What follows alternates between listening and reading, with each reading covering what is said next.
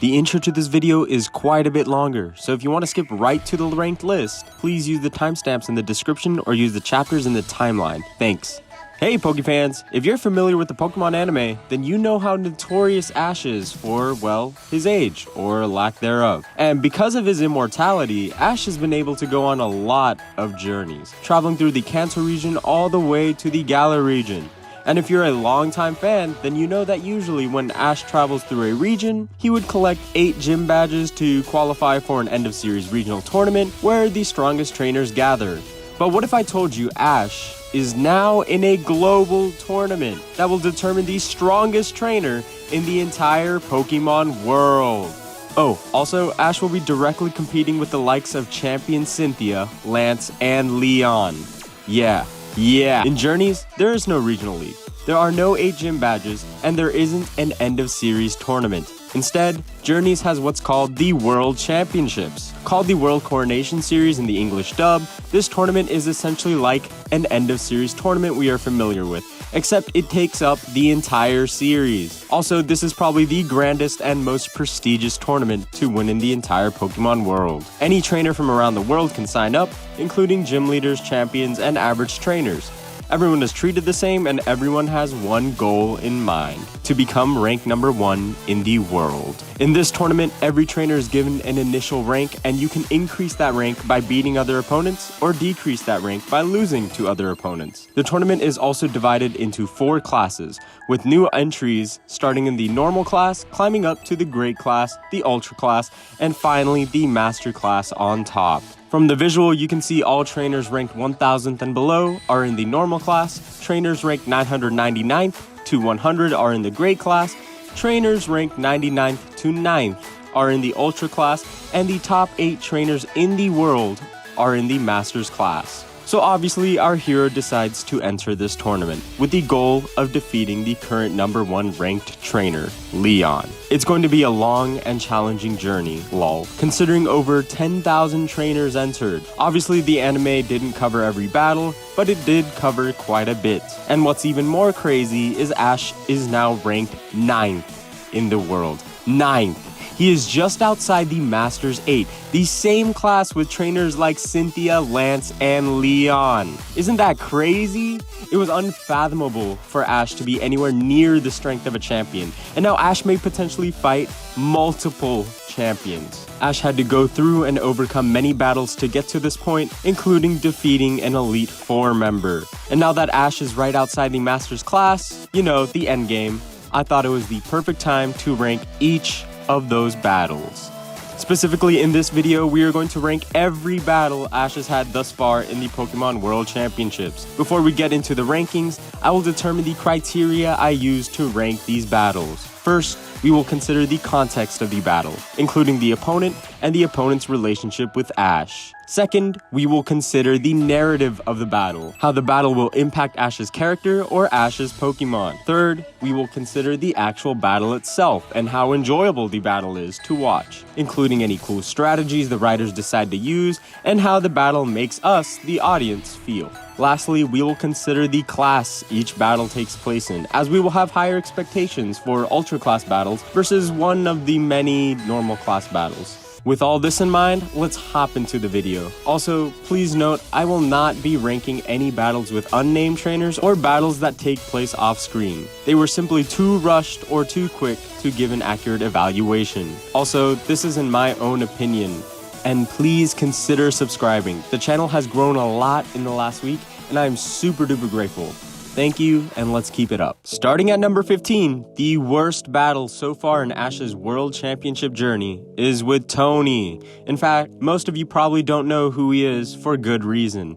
In this battle, Riolu takes a Thunder Wave and Electro Ball to the face, and then one-shots the Electabuzz with Vacuum Wave. Vacuum Wave, a move with a base power of 40. It's cool to see how the move has priority in the show, outspeeding Electabuzz's Thunderbolt that was commanded earlier. But this move shouldn't have one-shotted an Electabuzz, especially considering how weak a Riolu should be, and that it hatched 9 episodes ago. I get the focus of the episode was to show Riolu on a roll to make Ash neglect his Pikachu, but that plot point felt very forced and unlike Pikachu's character anyways. Also, Tony had connections to Vizquez and Lieutenant Surge, some of Ash's previous opponents. This was not taken advantage of. Anyways, this was the first battle for Ash in the Great class. You would think there would be some cool strategies or even dodging, but no. Just command Vacuum Wave and victory is yours. So yeah, this battle is a 1 out of 10. What a fantastic start. After this battle, Ash's rank is now 901 in the world.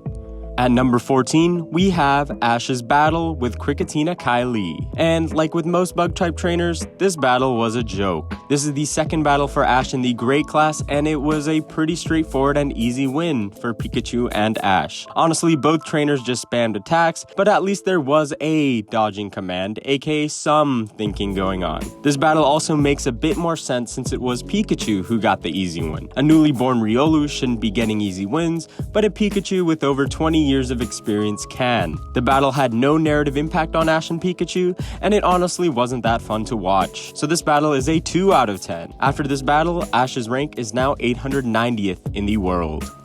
At number 13, we have Ash's battle with Hayden. Honestly, this battle had much better choreography than the previous 2 battles on this list. Moves are colliding, and Hayden even commands his Tauros to use Iron Head to bust through Pikachu's Electro Web. It's not super inventive, but it's cool to see an opponent exhibit more skill than the basic NPC. Otherwise, there was nothing special in this battle, and Hayden's character was just as forgettable as Tony's. At least this was a normal class battle, and it was a bit more enjoyable to watch than the previous 2 on this list. This battle gets a 3 out of 10. After this battle, Ash's rank is in between 1512 and 921. At number 12, we have Ash versus Oliver, another normal class battle with normal class expectations. It was quick and straightforward, but the choreography made for a fast-paced and tense feeling, which is definitely welcome. Oliver was yet another bland character, but he also managed to land a serious hit on Pikachu. Though Ash kinda let that happen, for some odd reason. Honestly, these battles have yet to test Ash's capabilities as a trainer, so they have been a bit underwhelming. However, it was cool to see Ash show off his 20 years of experience to younger kids. Also, this battle and the episode itself serve to reaffirm Ash's goal in the series, which is a good narrative trait of this battle. Still, I can only rate this battle a 4 out of 10 due to the lack of strategies and lack of impact on Ash or Pikachu. Ash's rank is 1512 after this battle. At number 11, we have Ash versus Marnie. What? An Ultra Class battle this low? And that too with a beloved character like Marnie? Honestly, this battle was very disappointing. I've had a lot of expectations, considering Ash was ranked 36th in the world for this battle. However, yeah. The previous Ultra battles have been 3v3s, so when I found out this was a 1v1 battle, I was a bit worried, and I was disappointed. This was Gengar's first win in a long time, and it even Gigantamaxed. However, there were many things wrong with this battle.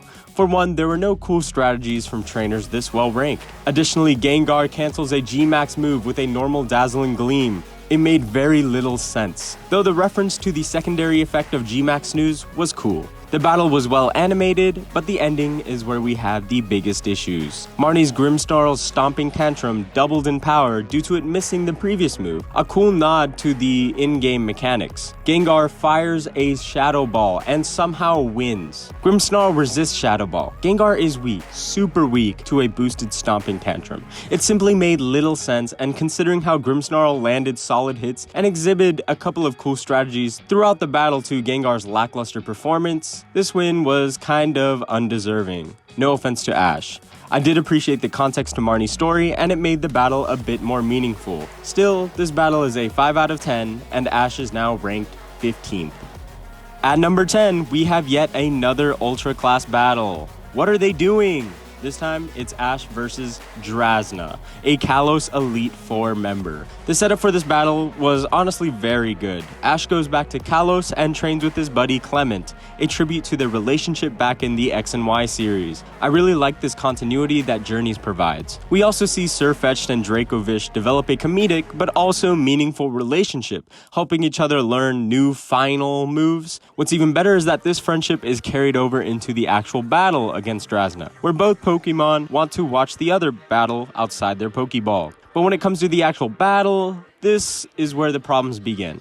Ash got a serious whooping by Drasna for pretty much the entire battle. He even makes this time not a dumb mistake, but a logical one, when he uses a Dragon-type move on a Altaria that just Mega Evolved. It's great to see these competitive references, really. Also, Ash uses a cool strategy to ruin the defensive plumes on the Mega Altaria, though the strategy was quickly refuted. I'm glad to see the power of an Elite Four member to be this overwhelmingly strong, so I still don't understand how Ash won. Sirfetch'd one-shot a Mega Altaria with a fighting-type Meteor Assault. Yes, it's a powerful move, but not only does Mega Altaria resist it, but Sirfetch'd was getting destroyed for pretty much the entire battle. Same with when Dracovish annihilated Noivern with a Dragon Rush. This made a bit more sense since it was a super effective move, but Ash was getting destroyed. Anyways, the continuity from Ash training with Clement made up for this battle, so I rate this one a 6 out of 10. Ash is now ranked 9th in the world.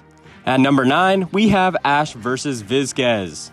This battle was honestly not that bad. In fact, it was pretty good. As the first World Championship battle for Ash, you would think it would be against a no-name trainer, but it was against Lieutenant Surge's stand-in gym leader. The callback was rewarding to a longtime fan like me, and the same crazy strategy was used in battle. Ash also switches out his Pikachu, showing his sign of maturity after 20 long years of experience. We also got Gengar's debut that really showed off its capabilities as a Ghost-type Pokemon.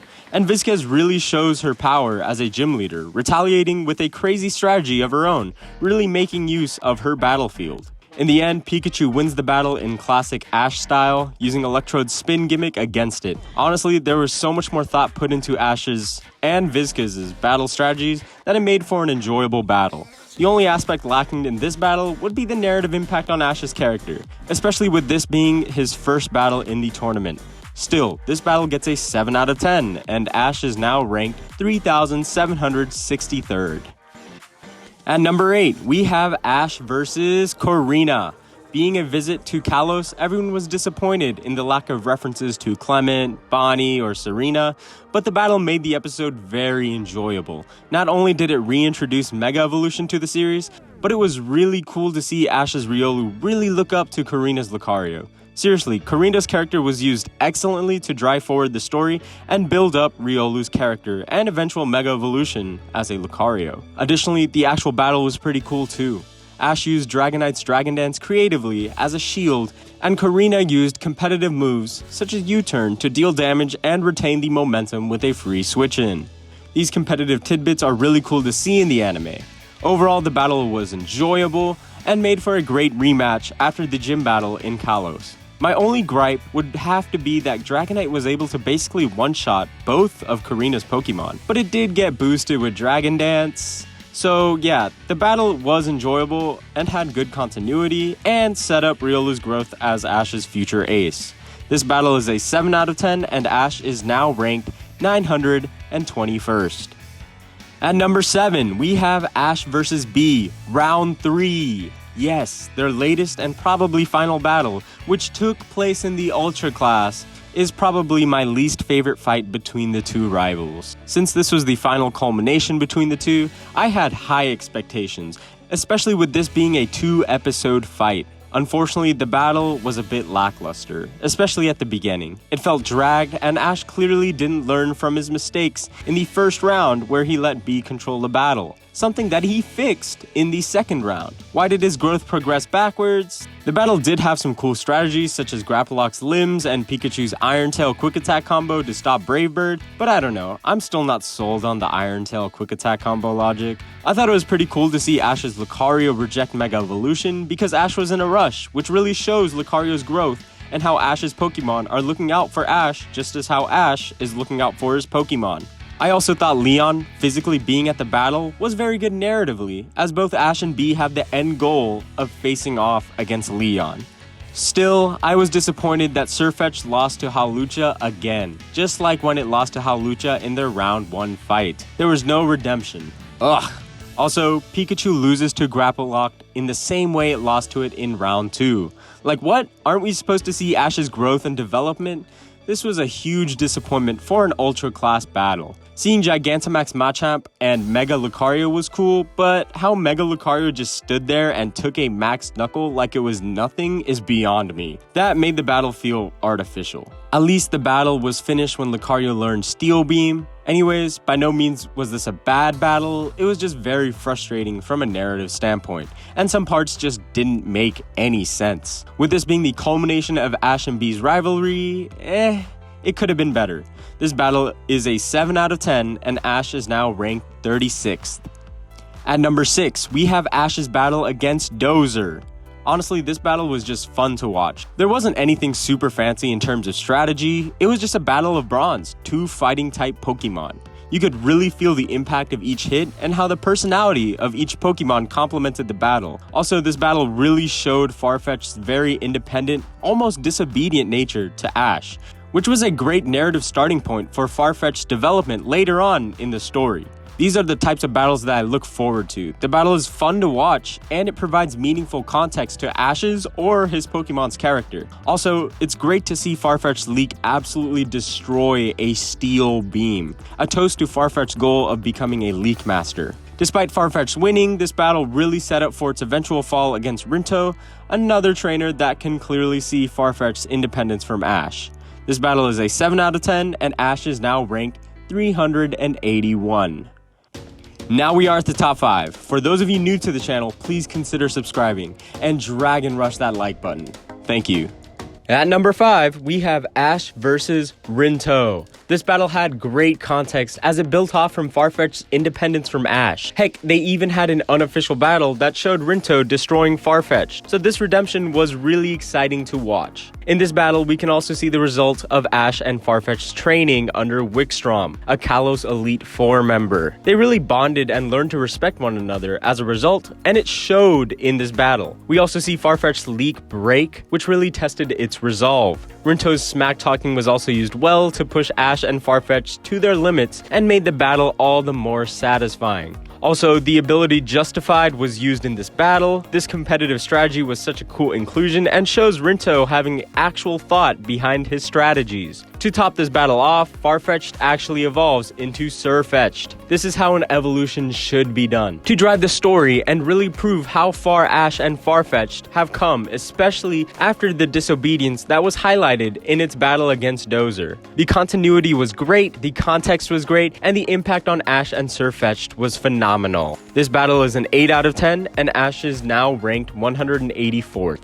At the number 4 spot, we have Ash vs. B, round 1. This battle took me by surprise, and in a good way too. B is introduced to be a really strong opponent, and we can see Ash's previous wins getting to his head, like the 10-year-old kid he is. Seriously, B was utterly savage in this battle, and I like that. Despite Ash coming up with crazy antics and quick thinking, such as a force palm to the ground, or using Riolu's feet to escape Grappalot's grasp, none of those mattered. Ash was complacent and underestimated his opponent, and B took full advantage of this, sweeping Ash's Pokemon. And the most savage part of this battle was when B walked right past Ash, not even stopping to acknowledge him. It was symbolic of B stepping over Ash, and how the way he acted in battle didn't deserve any respect. I really liked this wake-up call to Ash, and this played a role in the future episode where Ash began to doubt himself as a trainer, leading to future losses against unnamed trainers. It really impacted Ash's character, and even brought Go to play an important role in bringing Ash back to his usual and cheeky self. This battle was hard to watch, but it was a darn good one. This battle gets an 8 out of 10, and Ash is ranked 930th.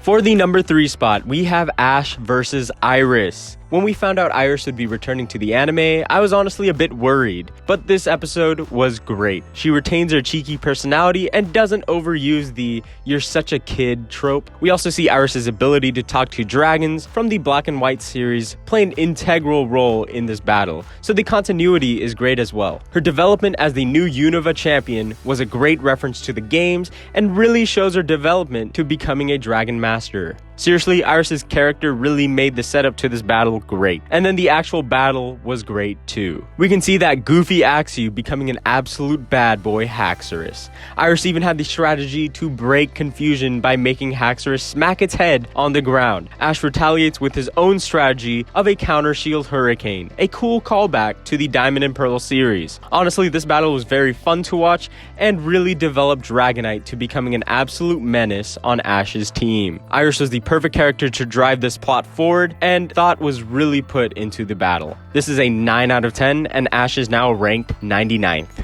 At number 2, we have Ash versus Volkner. Man, I really love when Journeys brings up past characters and shows the continuity. It makes me feel so rewarded for watching the anime all those years ago. But seriously, this setup was alright. But what made this number 2 on my list was the actual battle. Seriously, Volkner exhibited some really cool strategies in this match, using Hex with status moves to really take full advantage of the power boost. Also, Volkner overpowered Lucario with an electric field rising voltage combination on a grounded Pokemon. For those of you that play competitive Pokemon, then you know how powerful this combination can be. And that's not all. When Pikachu was going for a Thunderbolt, Volkner switches out his Pokemon for Electivire to make use of the ability Motor Drive and the fact that switches are allowed freely in Ultra Class battles. There was so much thought put into Volkner's strategies that this battle really felt real and exciting. This made the battle never feel dragged, and I honestly wanted more. This battle also reintroduced Pikachu's Z move, which I really like personally. My only gripe was that Pikachu's electric type Z move overpowered Electivire's Motor Drive, which is impossible in the games. This was a bit weird considering the battle made full use of competitive strategies, though I can't be too mad as it made a cute message of how Pikachu always wants to use electric type moves, which has been referenced before. This was a great first Ultra Class battle, and this battle is a 9 out of 10. Ash is now ranked 64th.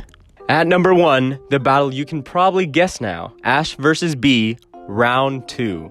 Honestly, the reason why Ash vs. B Round 3 was ranked so low on my list may be due to how well Round 2 was done. This was Ash's redemption against B after his embarrassing defeat. The strategies in this battle were creative. We can see Pikachu using Electro Web on the ground to slow down Hitmontop, and it's good to see Ash is finally back on his feet, confidently using his close combat style and crazy antics. This was a good plot point. We also see Pikachu struggling against Grapploct, and Riolu learns from Pikachu's mistake. This shows Ash and his Pokemon are adapting live, which is very satisfying to see. The battle clearly had thought put into the strategies, but the context was also phenomenal. This was Ash's chance for redemption, and he showed his resolve. He showed his growth, and he showed that he learned from his mistakes. This continuity makes following Ash's long and never-ending journey all the more rewarding. Additionally, the rivalry between Ash and B is intense. Both trainers have the same goal, and neither will stop at anything to achieve it. Also, we can see B finally acknowledging Ash as a trainer and rival after this battle. The tie was symbolic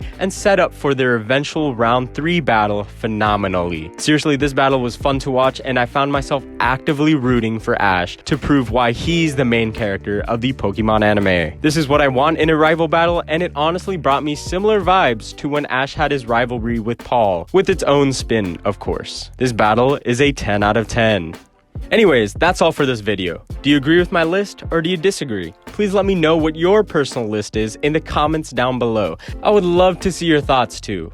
As always, please subscribe and like the video. Do you want to see more ranking or top 10 videos on the channel? Let me know by subscribing. Thanks for watching, Pokefans.